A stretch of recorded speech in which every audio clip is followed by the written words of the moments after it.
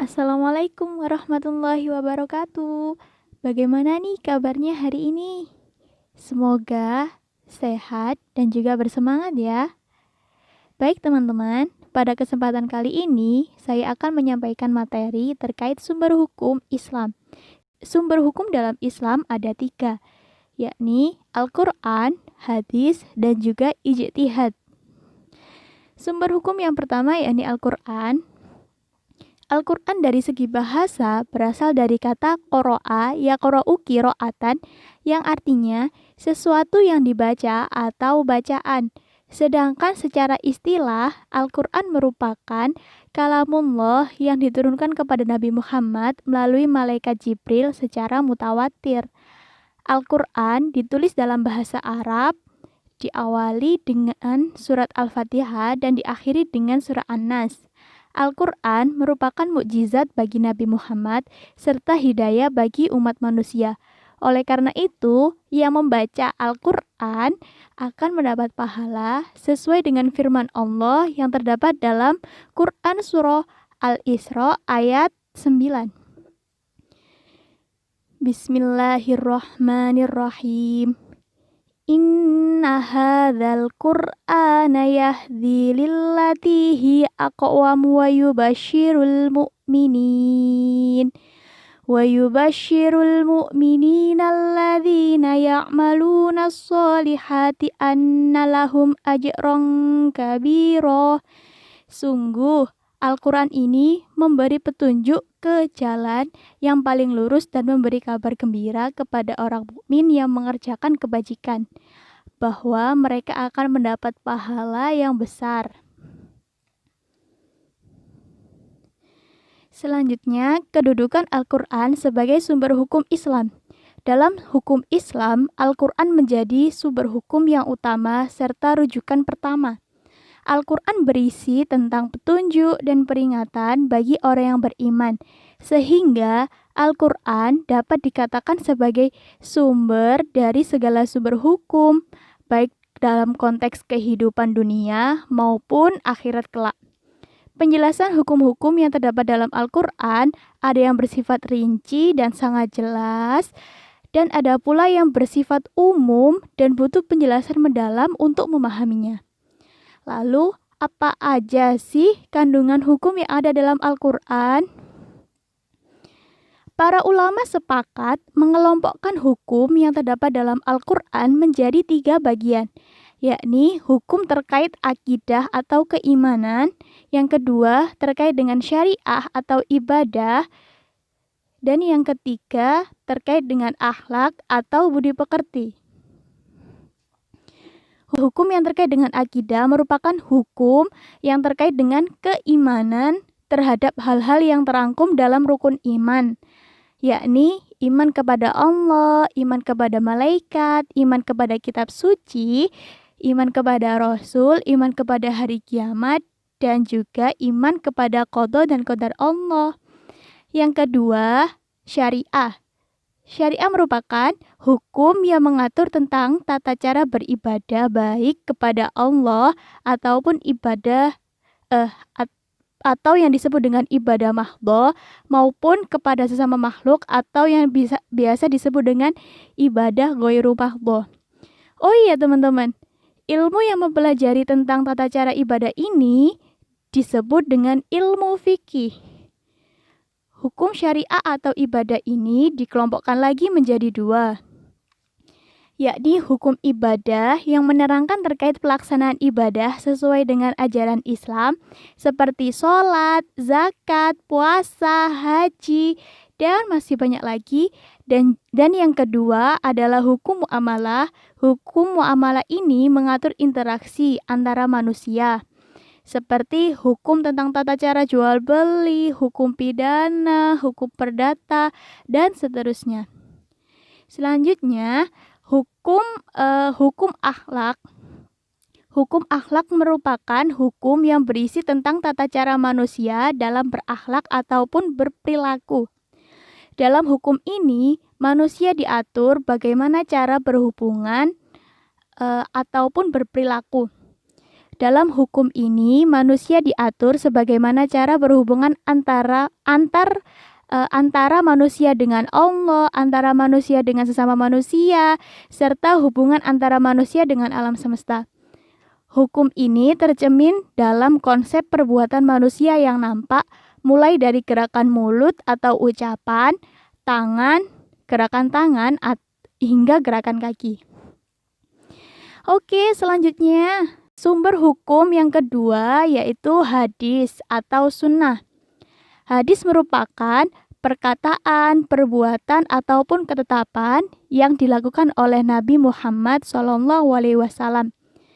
Di dalam hadis terdapat 3 bagian, yakni sanad yang merupakan orang yang menyampaikan hadis, matan atau isi hadis, dan rawi atau orang yang meriwayatkan hadis, periwayat hadis. Nah, ini nih bisa dilihat contohnya letak dari masing-masing bagian. Selanjutnya, kedudukan hadis sebagai sumber hukum Islam. Dalam sumber hukum Islam, posisi hadis berada satu tingkat di bawah Al-Quran.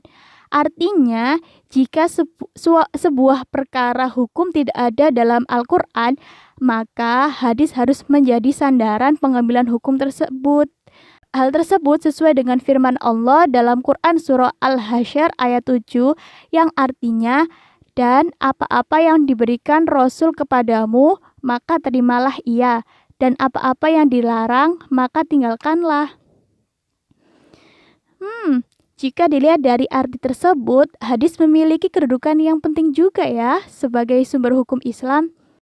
Oh ya teman-teman, tahu nggak sih apa aja fungsi dari hadis terhadap Al-Quran itu? Ya, betul sekali. Fungsi hadis terhadap Al-Quran itu yang pertama, menjelaskan ayat-ayat Al-Quran yang masih bersifat umum. Contohnya, ayat Al-Quran yang memerintahkan sholat. Perintah sholat dalam Al-Quran masih bersifat umum sehingga diperjelas dengan hadis-hadis Rasulullah tentang sholat, baik tentang tata caranya maupun jumlah bilangan rakaatnya. Untuk menjelaskan perintah sholat tersebut, misalnya keluarlah sebuah hadis yang berbunyi, sholatlah kalian sebagaimana kalian melihat aku sholat, hadis riwayat Bukhari. Fungsi yang kedua, yakni memperkuat pernyataan yang ada dalam Al-Quran. Seperti dalam Al-Quran terdapat ayat yang menyatakan, barang siapa di antara kalian melihat bulan, maka berpuasalah. Kemudian ayat tersebut diperkuat oleh sebuah hadis yang berbunyi, berpuasalah karena melihat bulan dan berbukalah karena melihatnya. Hadis riwayat Bukhari dan Muslim. Fungsi yang ketiga, yakni menerangkan maksud dan tujuan ayat yang ada dalam Al-Quran.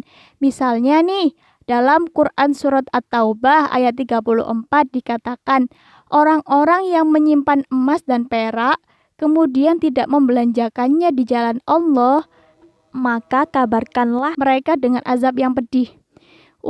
Serem banget ya. Tapi jangan berkecil hati dulu teman-teman.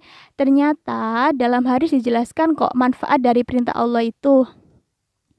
Hadis tersebut berbunyi, Allah Subhanahu wa Ta'ala tidak mewajibkan zakat kecuali supaya menjadi baik harta-hartamu yang sudah dizakati. Hadis riwayat Baihaqi. Fungsi yang keempat, yakni menetapkan hukum baru yang tidak terdapat dalam Al-Quran. Maksudnya gimana? Maksudnya, jika suatu masalah tidak terdapat hukumnya dalam Al-Quran, maka hukumnya diambil dari hadis yang sesuai. Misalnya, bagaimana hukumnya seorang laki-laki yang menikahi saudara perempuan istrinya. Hal tersebut dijelaskan dalam sebuah hadis riwayat Bukhari yang artinya, dari Abu Hurairah radhiyallahu an, Rasulullah SAW bersabda, dilarang seseorang mengumpulkan atau mengawini secara bersama seorang perempuan dengan saudara dari ayahnya serta seorang perempuan dengan saudara perempuan dari ibunya. Hadis riwayat Bukhari. Yuk sekarang lanjut macam-macam hadis. Dilihat dari segi perawi, hadis terbagi menjadi 3. Yang pertama, hadis mutawatir. Yang kedua, hadis masyhur. Dan yang ketiga, hadis ahad. Yuk dibahas satu-satu ya. Yang pertama, hadis mutawatir. Hadis mutawatir adalah hadis yang diriwayatkan oleh banyak perawi, baik dari kalangan para sahabat maupun generasi sesudahnya, dan dipastikan di antara mereka tidak bersepakat berdusta. Yang kedua, hadis masyhur. Hadis masyhur adalah hadis yang diriwayatkan oleh 2 orang sahabat atau lebih yang tidak mencapai derajat mutawatir. Namun setelah itu tersebar dan diriwayatkan oleh sekian banyak tabi'in, sehingga tidak mungkin bersepakat berdusta. Dan yang ketiga, hadis ahad. Hadis ahad adalah hadis yang hanya diriwayatkan oleh 1 atau 2 orang perawi sehingga tidak mencapai derajat mutawatir. Sedangkan dilihat dari segi kualitas orang yang meriwayatkannya, hadis dibagi menjadi 3, yakni hadis sahih, hadis hasan, hadis dhaif, dan hadis maud. Sumber hukum Islam yang ketiga. Sumber hukum Islam yang ketiga yakni ijtihad. Ijtihad adalah mencurahkan segenap tenaga dan pikiran secara bersungguh-sungguh dalam menetapkan suatu hukum. Orang yang melakukan ijtihad ini dinamakan dengan mujtahid. Untuk menjadi seorang mujtahid ada syarat-syarat yang harus dipenuhi dulu. Yang pertama, memiliki pengetahuan yang luas dan mendalam. Yang kedua, memiliki pemahaman mendalam tentang bahasa Arab, ilmu tafsir, usul fikih, dan tarikh sejarah. Yang ketiga, memahami cara merumuskan hukum istinbat. Dan yang keempat, memiliki keluhuran akhlak mulia. Kedudukan ijtihad sebagai sumber hukum dalam Islam. Ijtihad ini digunakan sebagai sumber hukum ketiga setelah Al-Quran dan hadis. Meskipun begitu, hukum yang dilahirkan dari proses ijtihad ini tidak boleh bertentangan dengan Al-Quran maupun hadis. Saat melakukan ijtihad, seorang muslim akan mendapat pahala. Hal tersebut dijelaskan dalam hadis yang artinya, dari Amr bin As, sesungguhnya Rasulullah SAW bersabda, apabila seorang hakim berijtihad dalam memutuskan suatu persoalan, ternyata ijtihadnya benar, maka ia mendapat 2 pahala, dan apabila dia berijtihad kemudian ijtihadnya salah, maka ia mendapat 1 pahala. Hadis riwayat Bukhari dan Muslim. Jadi dalam berijtihad tidak ada yang namanya sia-sia. Selanjutnya, bentuk-bentuk ijtihad. Untuk menghasilkan suatu hukum melalui proses ijtihad, terdapat beberapa metode atau cara. Yang pertama, ijma', yang kedua, qiyas, dan yang ketiga, maslahah mursalah. Yang pertama, ijma'. Ijma' adalah kesepakatan para ulama ahli ijtihad dalam merumuskan suatu perkara atau hukum. Yang kedua, qiyas. Qiyas adalah mempersamakan, menganalogikan masalah baru yang tidak terdapat dalam Al-Quran dan hadis yang sesudah terdapat hukumnya dalam Al-Quran dan hadis karena kesamaan sifat ataupun karakternya. Yang ketiga, maslahah mursalah. Maslahah mursalah artinya penetapan hukum yang menitikberatkan pada kemanfaatan suatu perbuatan dan tujuan hakiki universal terhadap syariat Islam. Oke, sekarang ke hukum yang ada dalam Islam. Tadi kan kita udah belajar macam-macam sumber hukum Islam. Sekarang kita cari tahu apa aja sih hukum yang ada dalam Islam itu. Para ulama membagi hukum Islam ke dalam 2 bagian, yaitu hukum taklifi dan hukum wad'i. Hukum taklifi adalah tuntunan Allah SWT yang berkaitan dengan perintah dan larangan. Hukum wad'i adalah perintah Allah SWT yang merupakan sebab, syarat, atau penghalang bagi adanya sesuatu. Terkait hukum taklifi dibagi menjadi 5 bagian. Yang pertama, wajib. Wajib artinya aturan Allah yang harus dikerjakan dengan konsekuensi bahwa jika dikerjakan akan mendapat pahala dan jika ditinggalkan akan berakibat dosa. Yang kedua, sunnah, yaitu tuntutan untuk melakukan suatu perbuatan dengan konsekuensi jika dikerjakan akan mendapat pahala dan jika ditinggalkan karena berat untuk melakukannya tidaklah berdosa.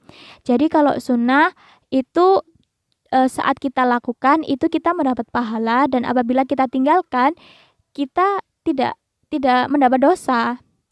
Selanjutnya haram, yaitu larangan untuk mengerjakan suatu pekerjaan atau perbuatan yang konsekuensinya adalah jika larangan tersebut dilakukan akan mendapat dosa dan jika larangan tersebut ditinggalkan akan mendapat pahala. Jadi kalau haram ini udah mutlak ya harus ditinggalkan. Seperti minum khamr, judi. Selanjutnya makruh. Makruh itu adalah tuntutan untuk meninggalkan suatu perbuatan. Makruh artinya sesuatu yang dibenci atau tidak disukai. Konsekuensi hukum ini adalah jika dikerjakan tidak berdosa, akan tapi jika ditinggalkan akan mendapat pahala. Jadi lebih baik ditinggalkan ya teman-teman. Selanjutnya mubah, yaitu sesuatu yang boleh dikerjakan dan boleh untuk ditinggalkan. Karena saat kita mengerjakan atau meninggalkannya, kita tidak akan mendapat pahala ataupun dosa. Terima kasih banyak sudah sudah menonton, sudah menyimak video saya kali ini. Sekian dari penjelasan terkait sumber hukum Islam. Kurang lebihnya mohon maaf. Wassalamualaikum warahmatullahi wabarakatuh.